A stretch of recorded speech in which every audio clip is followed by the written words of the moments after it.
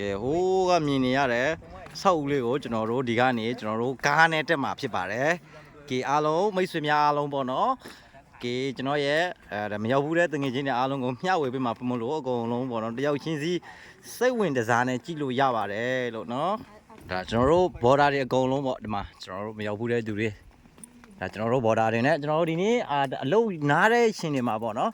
ဒါစိတ်ကိုအပန်းဖြေလေးအနေနဲ့ကျွန်တော်တို့ကဒါလာလေဖြစ်တယ်ခင်ဗျအရန်ထဲမှာလေဒါ view တွေရောရှုခင်းတွေရောအရန်ကောင်းတယ်ဒါသဘာဝပေးထားတဲ့အလှတရားတွေပေါ့နော်အရန်ထဲမှာမိုက်တယ်ဗျကဲကျွန်တော်တို့ဒီဘက်ခြမ်းကနေလာတာပေါ့နော်ဒါတောင်ကုန်းဘော်ကိုရောက်ပါပြီလို့ဒီမှာဆောင်းရမ်းချောတဲ့ကောင်တွေပါတယ်ကျွန်တော်တို့ဖွင့်မှာဆောက်ချောတွေကြီးပဲနော်အကုန်လုံးကအရန်ထဲမှာ view ကောင်းတယ်ဗျဝေါခုဟိုးကမြင်နေရတဲ့အဆောက်အဦကိုတက်မယ်အဲ့မှာကျွန်တော်စောင့်နေရပေါ့နော်ကဲဒီအပေါ်တက်မယ်အပေါ်ကနေပြီးတော့မှ view လေးတစ်ချက်ကိုမိတ်ဆွေတို့အားလုံးကိုပေါ့နော်မျှဝေပေးမှဖြစ်တယ်ဒီကြောက်တောင်ပေါ်ကိုကျွန်တော်တို့တက်မှဖြစ်ပါတယ်ကဲကျွန်တော်တို့ငငယ်ချင်းဘော်တာ၄ယောက်ကတော့တက်ပြီကျွန်တော်တို့ကံပြရိုက်သမားပေါ့နော်ကဲရောက်ပါပြီ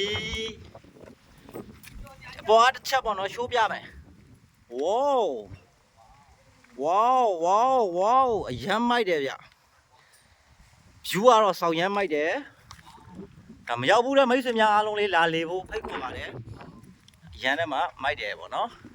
ဒီမှာအတွေ့အကြုံကတော့ဘာတွေလုပ်ပြီးလဲတော့မသိဘူးဝေါအရမ်းမိုက်တယ်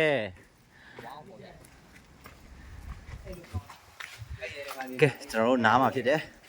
နားတဲ့ဆောင်းပေါ့နော်ဒီမှာတယောက်โอเค